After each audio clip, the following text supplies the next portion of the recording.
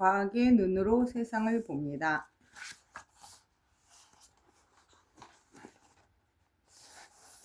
카페인과 미국 독립전쟁. 커피 마실래? 카페인은 몸에 안 좋아. 그냥 홍차 마셔. 홍차에도 카페인 있어. 녹차로 해. 며칠 전 카페에서 목격한 대화 장면이다.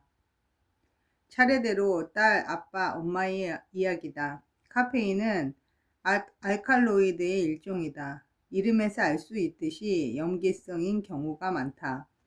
알칼로이드는 탄소, 수소, 산소뿐만 아니라 질소가 기본적으로 포함되어 있다. 화학 물질이라면 일단 거부감을 느끼는 사람에게는 알칼로이드란 말 자체가 무시무시하게 들릴 수 있다. 따라서 카페인도 왠지 먹으면 안 될 것 같다. 하지만 DNA, RNA, 주요 성분인 구아닌과 아데닌, 염기와 비슷한 물질이다. 미리 얘기하자면 미국 식품의 약국은 카페인을 일반적으로 안전하다고 인정한다. 성인에게 독성이 일어나려면 하루에 10g은 먹어야 하는데 커피 한 잔에 들어있는 카페인은 0.05, 0.40g 정도니 연한 커피는 하루에 200잔, 아무리 독한 커피라고 해도 25잔은 먹어야 문제가 된다. 아마도 대학생 딸은 카페인이 필요했던 것 같다. 공부나 업무에 지친 사람들이 카페인을 섭취하면 정신이 들고 기분이 좋아지고 들뜨는 경험을 한다. 스트레스를 녹여주는 효과가 있는 것이다. 우리가 커피를 마시는 이유가 바로 이 각성 효과 때문이다. 아빠와 엄마가 딸에게 커피를 마시지 못하게 하는 이유는 분명하다. 카페인이 들어있기 때문이다.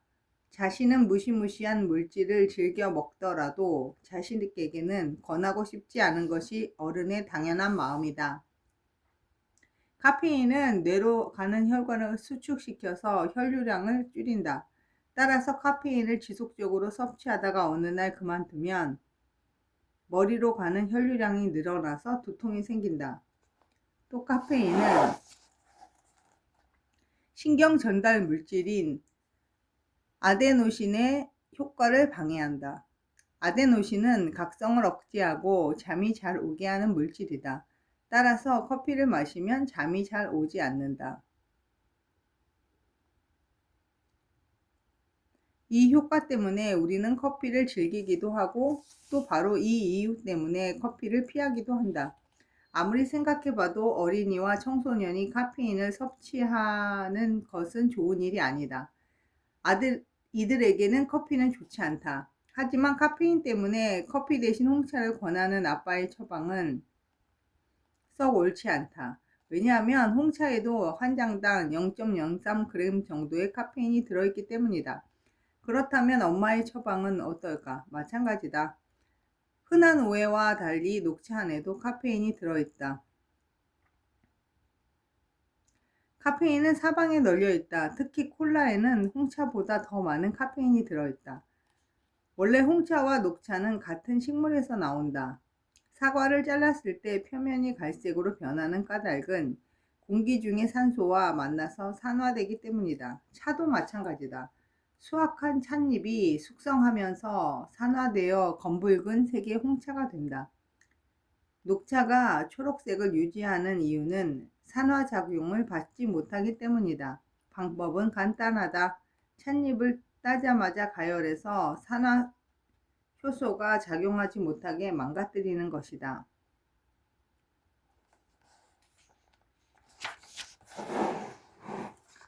그런데 왜 홍차나 녹차를 마시면 커피를 마실 때만큼 각성 효과가 일어나지 않는 것일까? 홍차에는 테아닌이 들어있다. 테아닌은 정신적인 안정감을 주면서 카페인의 각성 효과를 상대적으로 감소시킨다. 물론 테아닌도 너무 많이 섭취하면 정신과 몸에 나쁜 영향을 준다. 녹차에는 카테킨이 들어있다. 카테킨은 녹차의 떫은 맛을 내는 물질이다. 흔히 타닌이라고도 한다. 카테킨은 카페인의 흡수를 막아준다. 아직 카테킨의 부작용은 보고되지 않고 있다. 결과적으로 엄마의 판단이 상대적으로 옳았다. 녹차에도 카페인은 있지만 카페인의 부작용이 가장 적게 나타난다. 문제는 카페인의 각성 효과 역시 가장 적어서 딸의 필요를 전혀 충족시키지 못한다는 것이다. 산업혁명기 영국은 늘 수인성 질병이 문제였다. 노동자들은 물 대신 맥주를 마셨다. 하지만 맥주 안의 알코올이 골칫거리였다. 흐느적거리며 일할 수는 없는 노릇 아닌가. 이때 홍차가 들어왔다. 홍차에는 항균 성분이 있어서 펄펄 끓는 물로 우리지 않아도 수인성 질병의 위험에서 벗어날 수 있었다. 무엇보다 카페인의 각성 효과가 매력적이었다. 영국의 차는 미국 독립전쟁의 도화선이 되었다. 영국은 미국에 수출하는 차에 무거운 세금을 때렸다. 미국이 네덜란드를 통해 싼값에 홍차를 수입하자 영국은 법으로 이를 금지했다.